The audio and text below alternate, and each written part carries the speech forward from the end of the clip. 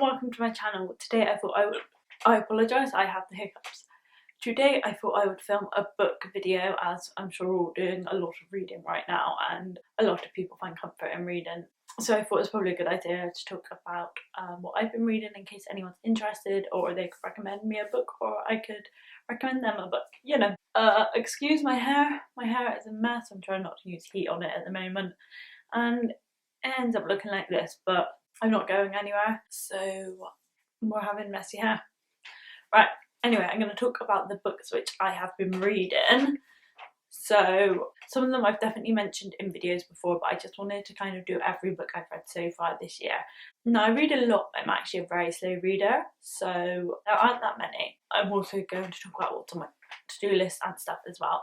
The ones which I know I spoke about before, I'll kind of breeze through the link where I speak about them more. I also put up a blog post earlier this week where I review some of these books in more detail, so I will also link that down below. So the first book I have is this. This is An Edited Life by Anna Newton, which I have definitely spoke about in a video before, but I thought I'd give you a quick lowdown on it anyway because I read it at the start of the year. So this book is kind of an organisational manual and it's great. So it's by Anna Newton, who is the blogger that Anna edit.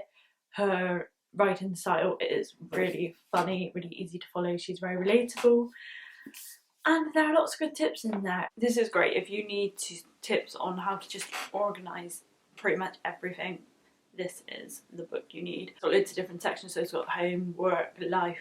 She just talks about how to organise things and it's good. It's funny, it's well written, and the tips are useful and good. And I just would recommend. Next book I read this year is another one I have definitely spoken about before, but this is The Best of Me by Nicholas Sparks. Is a classic tearjerker. Nicholas Sparks love story with sad twist. Very good, very nice writing. Is exactly what you'd expect from a Nicholas Sparks book. Next book I have is this. This is The Course of Love by Alan D. Button.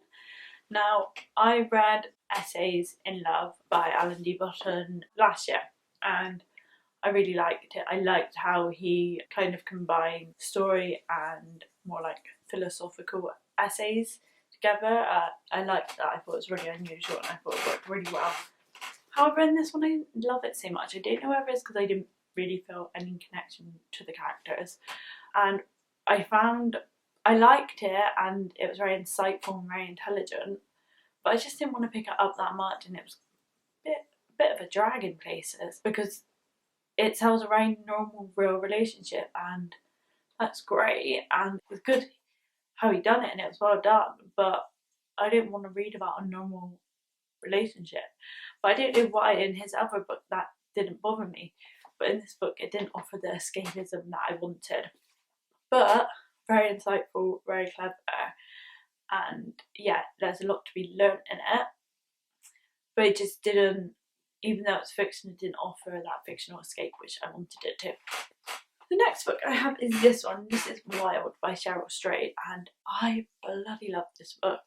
I really, really enjoyed it. So this tells the story of how Cheryl is kind of going for a bad time. Her mum dies, her family kind of all distance themselves from each other. She starts doing heroin with a new boyfriend after her marriage ends. It's just not a great time for her and she feels very lost and lonely, and then she finds I think a brochure or a book in a store about the Pacific Crest Trail, which is I think it's a really long hike. I can't remember how, I wonder if it says here. It's 1,100 miles across the west coast of America, so it's a bloody big hike. And even though she's not a hiker and that's never really something she's done, she decides to go on this hike solo, and at first she's kind of struggling with it a lot and she's covered in blisters and her body's breaking, and then she strengthens up and she meets people along the way and she learns a lot about herself, and it's just interesting. Her pack which she carries with her when she hikes has like a ridiculous amount of stuff in it. Everyone comments on how big it is, and in the end she names it Monster, which I really like. It's just great. She just learns about herself and goes on the journey of self-discovery whilst hiking. This is beautiful, beautiful writing. It deals a lot with grief, it deals a lot with family dynamics, it deals a lot with loneliness. It's good. I really enjoyed it, and it's one of those books which felt like kind of makes you feel a bit less alone. If that makes sense. I don't know if that does make sense, but yeah, I really enjoyed it. It's really interesting and beautifully written. I definitely want to read more of Cheryl Strayed's writing. I do have Brave Enough by her, which is like a little book of kind of more quotes and stuff, but I definitely want to read more novels and stuff she's written, so I will definitely do that. Before I get to the ones which I'm reading right now, I'm going to get my phone and check what's on my Goodreads because I know there have been more. Okay, there are a few books which I have listened to the audiobook versions of. So I have Good Morning, Good Life by Amy Landina, and it's essentially a kind of self-help style book about how to make the most out of your mornings. And I really liked it. I enjoy the mornings. I feel like I'm a morning-y person. It made me really want to make the most of that time for myself. There were quite a lot of nice anecdotes in there I enjoyed, and her voice is quite engaging when she reads it as well in the audiobook. I liked it. It was pretty good. I really enjoyed it and definitely made me want to make the most of my morning, and I definitely took some tips for how I can improve my mornings from it. The next one I listened to is, you'll probably notice a pattern, I tend to listen to more kind of self-help style books on Audible and read fiction. So the next book I listened to was Atomic Habits by James Clear, and I would really recommend this. It's about how it's best to develop habits and how tiny habits can improve your life, and habit development and what they do to you and how they change you as a person. And it's really good, and you could tell it's very well researched, and it helped me figure out what habits I want to keep and how to make them happen and the best way to develop new habits. Really would recommend it if you're interested in developing new habits. The next book which I read on my Kindle was Nothing More by Anna Todd, and it is, in previous videos I spoke about the After series, which is a series by Anna Todd, which was initially based on Harry Styles fanfiction, which I read previous to knowing that after watching the film, which is on Netflix. And it was really bizarre because I really liked it and I couldn't put it down, and I read the entire series, but I could tell the writing wasn't that great. I just found the characters interesting. Anyway, I was a bit unsure I would read this one, but I thought I would give it a go. So this one is based on one of the characters in the other book. It's kind of like a spin-off book. It's about Landon and his life, and I'll be honest, boring. Yeah, I wanted to like it like I liked the After series, but I didn't, and I think I knew that I was going to as well. Even in the After series, I didn't like Landon's character. I found him annoying and he's just irritating, and I felt like he kept acting bad but then being like, oh, I'm the nice guy. You're not that nice. I just didn't enjoy it. I expected a big cliffhanger at the end, but it was kind of just ended, and I thought there was going to be more and there wasn't. There was one character I liked, but overall I wasn't into it, to be honest. And now let's talk about what I'm reading at the moment. So I have a few. So firstly, me and my boyfriend are reading Normal People by Sally Rooney, but we have put that on hold because we're isolating in separate houses. We're about 3/4 of the way through now, and we read it together, like we read a chapter aloud together, and I really like it. Most people have read this already, so I won't say too much about it because I'm sure you've all heard it before, but it's based in Ireland in a small town, and it's about a relationship between a guy and a girl, and it follows them from high school and now they're in uni, and their relationship's very back and forth. Sometimes it's romantic, sometimes it's more platonic, and the communication's good and then it's bad, and it's really good, and it feels like a very real relationship as well. And the characters are quite enjoyable. There's a lot of stuff about class and social status, and there's a part in the book where the characters kind of flip. In high school he's popular and a bit ashamed to be with her, and then it kind of flips the scale and stuff. I'm really enjoying that. I'm excited for isolation to be able to go back to reading it. But if this goes on for another few weeks, I might have to order my own copy and not read it with Pietro. Audiobooks which I am listening to at the moment. At the moment I am listening to something which I have read before, and it is by Jen Sincero, and it is You Are a Badass at Making Money, and it's really good. Obviously I've read it before and I wanted to listen to it. I definitely prefer it audio form, but it's about how to manifest money. it's just good, and Jen is wise and funny and clever, and what she says always makes sense. I've also been listening to Vlog Like a Boss by Amy Landino, and also I'm quite enjoying it.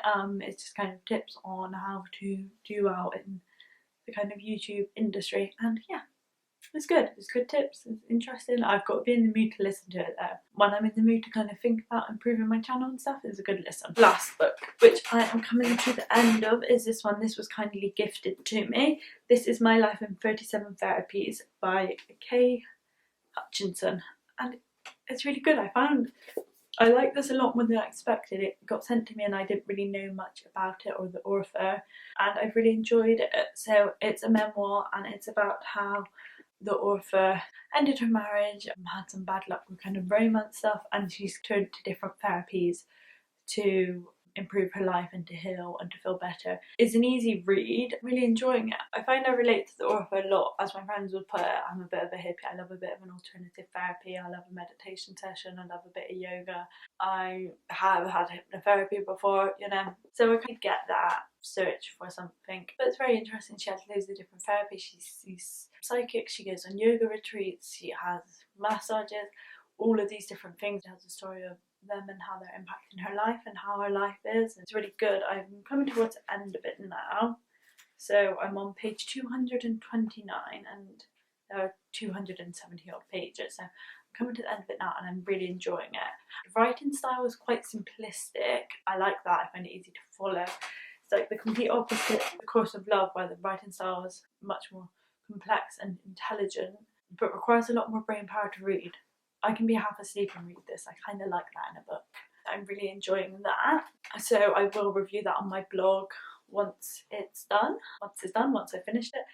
I'm just going to talk about my to read list now. But any more reviews, because I feel like this is kind of been a whistle stop book tour. Does that make sense? Any more in-depth reviews and stuff, I will definitely link in the info box below, so make sure you have a look. Or alternatively, you can head over to chloeharris.com where I write book reviews and other stuff over there too. Right, on my to read list, I have this one again, which was kindly gifted. I feel very lucky. This is We of the Forsaken World. I had a fly in my head then, not cool. This is by Kieran Batt. I don't know much about this. Shall I I'll read you a bit of the blurb. In a distant corner of the globe, a man journeys from his birthplace of his mother's tourist town, destroyed by an industrial spill in a nameless remote tribe. The chief's second son is born, creating a scramble of succession as the jungles are being destroyed by lodgers. In one of the world's sprawling metropolises, a homeless, one-armed woman sets out to take revenge upon a man who trafficked her.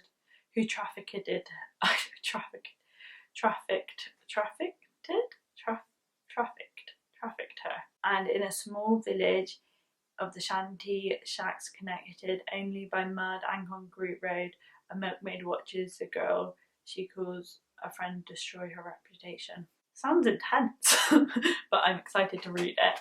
Also, my book for Chloe Harris Book Club for April is The Kissing Booth by Beth Rickles, I think.